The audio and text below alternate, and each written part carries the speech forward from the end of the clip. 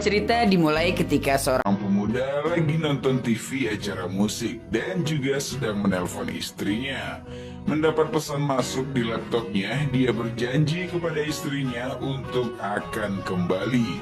Pria itu adalah Song Ji-won yang tengah sibuk memecahkan petunjuk yang dikirim oleh seseorang. Sepertinya itu sebuah informasi yang penting. Di tempat lain diperlihatkan Lee Han-kyu, seorang agen National Intelligence Service atau NIS Korea Selatan, sedang menelpon istrinya dan membahas anak mereka. Tak lama dia mendapat telepon dari seorang pria bernama Tae-sun. Dengan cekatan dia langsung mengangkat telepon itu, lalu mengambil kertas yang tampaknya seperti informasi penting. Bersama tim yang lain, Lee sibuk dengan informasinya. Esok paginya, Ji-won bertemu dengan temannya. Merasa diikuti, mereka langsung memutar arah mobilnya. Anggota Lee Han-kyu yang gagal mengikutinya, agen Lee bersama timnya langsung bergegas mencari keberadaan mereka. Di terminal bus, Ji-won duduk bersebelahan dengan bapak-bapak tua, lalu kemudian pergi. Dan di toilet kembali mereka bertemu dengan bapak tua itu. Dengan memegang senjata, bapak itu menyuruh mereka berdansa, lalu membawa Ji-won ke suatu tempat. Di tempat lain, agen Lee mendapat telepon kalau orang yang dicarinya ada di sebuah apartemen. Mendengar itu, Lee bersama timnya langsung cus. Di mobil, Lee mengingat sesuatu tentang siapa yang ada di apartemen itu. Lee mengatakan Kim Sung-ha, sepupu kedua Kim Jong-il. Di sebuah taman, tampak bapak tua itu memberi Ji-won sebuah pisau, lalu mengatakan setelah ini selesai kita ke lantai 1 dan bertemu di terminal, lalu kembali bersama-sama. Dalam perjalanan, Lee mendapat telepon dari atasannya. Di sana dia dimarahi karena tidak melaporkan kejadian yang terjadi. Dia juga mengatakan nama Shadow. Yap, benar sekali sob. Bapak tua tadi adalah orang yang mereka cari, Shadow.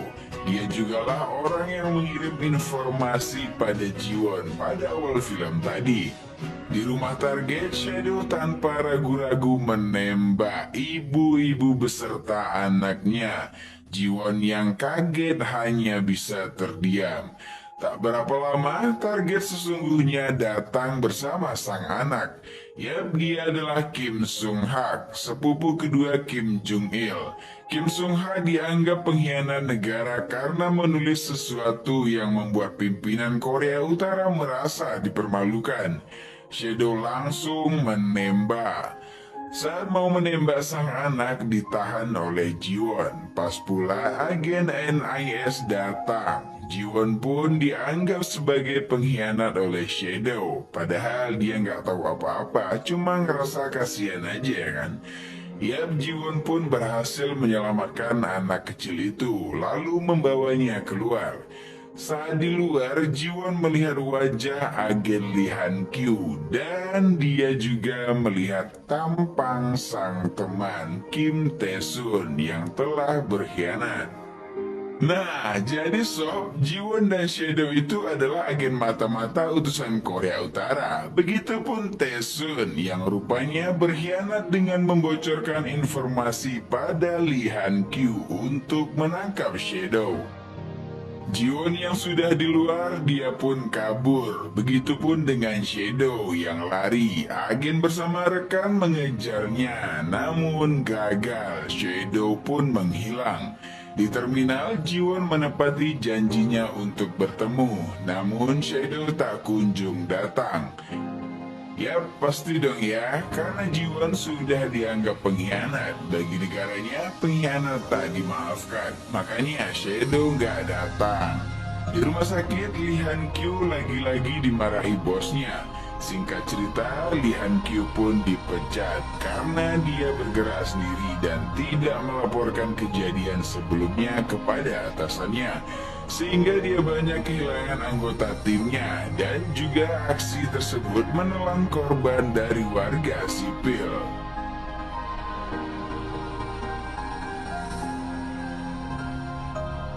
Scene berganti 6 tahun kemudian. Lee Han Kyu kini telah menjadi agen swasta spesialis dalam menemukan istri orang asing yang kabur. Suatu hari di kantor polisi setempat, Lee mendapat job untuk menangkap penipu orang Vietnam yang diduga melakukan perdagangan pernikahan internasional. Dalam aksi pencariannya, Lee yang dihajar dibantu oleh seseorang. Yap, orang itu adalah Ji-won yang kini bekerja di sebuah pekerjaan konstruksi. Lee yang melihat wajah Ji-won pun terkaget. Namun dia pura-pura nggak kenal gitu, lalu menawarkan Ji-won pekerjaan untuk bergabung dengannya. Di sana Ji-won pun mengganti namanya menjadi Park Ki-jun. Jadi sebenarnya keduanya sudah saling mengenali identitas masing-masing, namun mereka berdua memilih untuk tak berurusan dan pura-pura tak mengenal satu dengan yang lain. Di dalam mobil, Ji-won bertemu dengan seseorang. Ji-won bercerita tentang pertemuannya dengan agen Lee. Namun orang itu menyuruh Ji-won untuk menyerah. Sedikit kesal, dia mengatakan akan mengakhiri semua ini. Ji-won pun pergi. Esok paginya, agen Lee yang sibuk memata-matai Ji-won, dia mendapat telepon dari Ji-won. Dan suatu hari mereka pun bertemu, membahas pekerjaan yang dulu pernah ditawarkan agen Lee. Yap, Ji-won pun resmi jadi anggota agen Lee. Esok harinya mereka pun berhasil menangkap target. Setelah itu, agen Lee membawa Ji-won untuk tinggal di rumahnya. Ji-won tidur di sofa dan Lee tidur di lantai atas. Malam itu, Lee sibuk dengan kekhawatirannya terhadap Ji-won. Saat larut, Ji-won ke warnet. Di sana, Ji-won mengirim email kepada Henry yang sebenarnya itu adalah Shadow, lalu mencari alamat Taesun. Paginya di rumah agen Lee yang gak tidur-tidur itu masih saja mengintai Ji-won dan sedikit berlatih bela diri. Hingga pokoknya dia bisa-bisanya memborgol tangannya sendiri.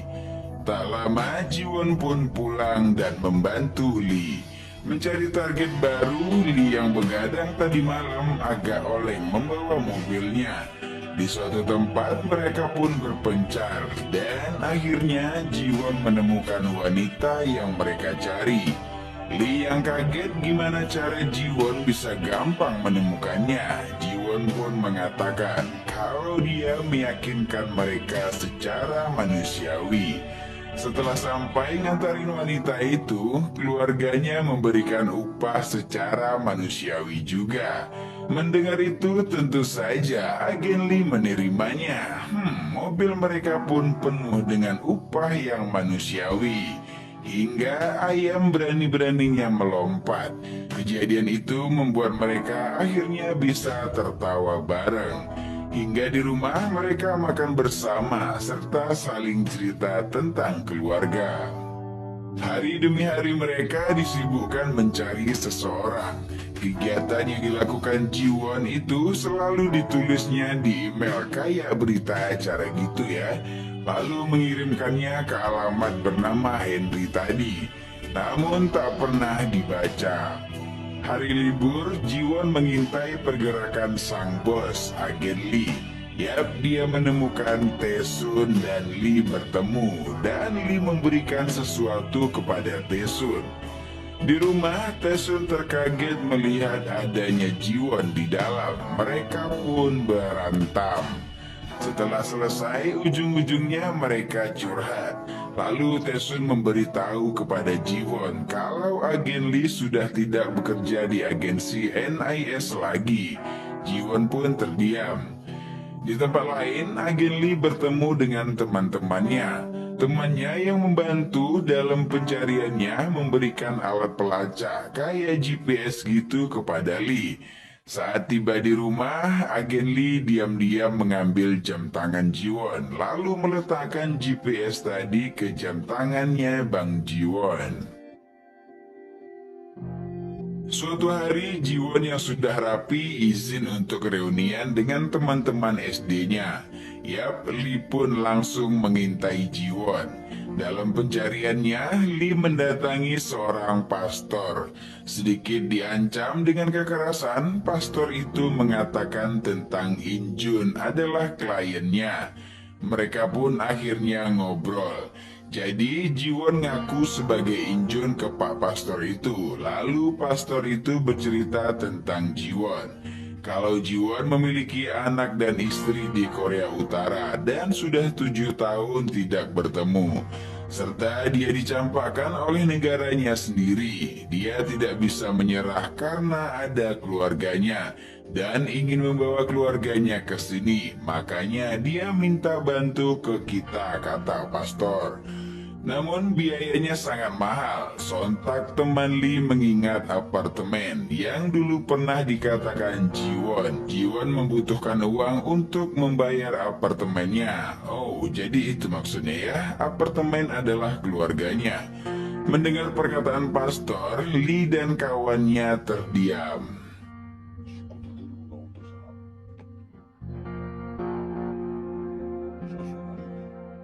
Scene berganti, kembali disibukkan mencari istri orang yang kabur. Yap, kali ini mereka mencari wanita keturunan Vietnam. Setelah sampai suatu tempat, mereka menemukannya. Lalu Lee membawa dengan paksa wanita itu untuk masuk mobil. Melihat tidak manusiawi, Jiwon pun marah. Mereka pun tumbuh-tumbuhan. Tak lama mafia Vietnam yang dulu kembali bertemu dengan Lee. Mereka pun gak jadi lanjut tumbuh-tumbuhannya, malah bersatu untuk melawan anggota mafia itu.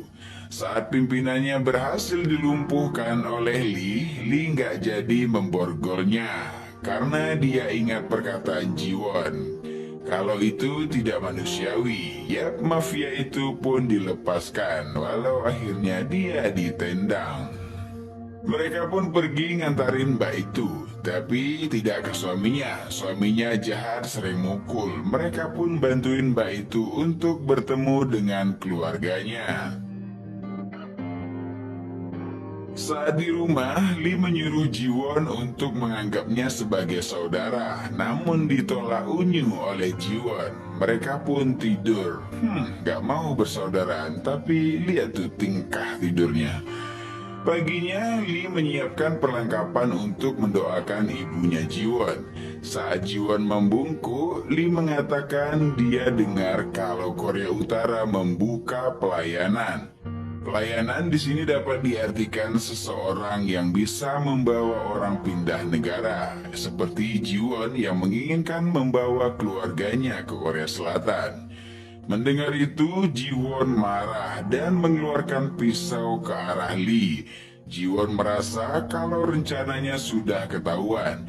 Lee juga mengatakan nama asli Jiwon. Kemudian berkata, jika semua berjalan baik, kita bisa meneruskan bisnis. Kita bisa menjadi besar jika kita bekerja sama, menghasilkan uang yang banyak serta membantu sesama manusia. Mereka pun melanjutkan kembali untuk berdoa. Jiwon pun haru mendengarnya. Setelah selesai, Lee mendapat telepon lalu dia bergegas pergi. Setibanya di rumah sakit, ternyata Taesun telah tewas. Jiwon yang mengikuti pergerakan Lee melihat temannya yang tewas itu. Dan keberadaan Jiwon pun diketahui oleh seseorang. Jiwon yang dikepung, di sana Jiwon sedikit dilobi oleh salah satu agen NIS agar bisa menangkap Shadow. Tak mau dianggap pengkhianat lemah, Jiwon pun berusaha kabur. Di dalam mobil, Jiwon melihat video wanita sedang nyanyi. Sontak dia mengingat sesuatu. Dengan panik di warnet dia kembali mengecek emailnya. Lee yang di ruangan mantan bosnya itu tak mau memberikan GPS keberadaan Jiwon. Dia pun keluar. Saat keluar ruangan, Lee tak sengaja melihat foto Jiwon yang sudah menjadi buronan. Lalu mendengar perkataan tembak untuk membunuhnya. Mendengar itu, Lee langsung mengirim pesan suara untuk Jiwon agar membuang jam tangannya yang ada pelacak. Agen yang mencari menemukan keberadaan Jiwon di terminal. Langsung cus dong. Agen juga mendapati Jiwon sedang menelpon dengan produser Min. Dia mengatakan kalau dia sudah mengakibatkan masalah bagi keluarganya. Tolong lanjutkan pekerjaannya bahkan tanpaku. Yap, Jiwon kembali bertemu dengan Shadow. Di dalam mobil, Shadow memberikan foto lalu mengatakan, negara memberikanmu kesempatan terakhir, buktikan dirimu. Di tempat lain, tampak produser Min lagi diamankan. Saat keluar dari lift, Shadow melihat Pak Produser, lalu berusaha menembaknya. Karena tidak kena, mereka berusaha mengejarnya. Baku tembak pun terjadi. Tak lama, mobil yang dibawa produser Min ditabrak oleh mobil suruhan Shadow. Di sana, produser Min berhasil kabur. Shadow yang melihat langsung mengejarnya. Begitupun para agen mata-mata berusaha mengejar Shadow. Di atas gedung, Shadow berhasil menemukan produser Min.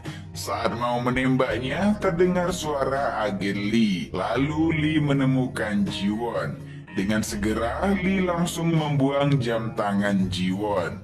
Saat mau pergi, Shadow sudah bersiap untuk nembak Lee. Namun Jiwonlah yang berusaha membunuh Lee.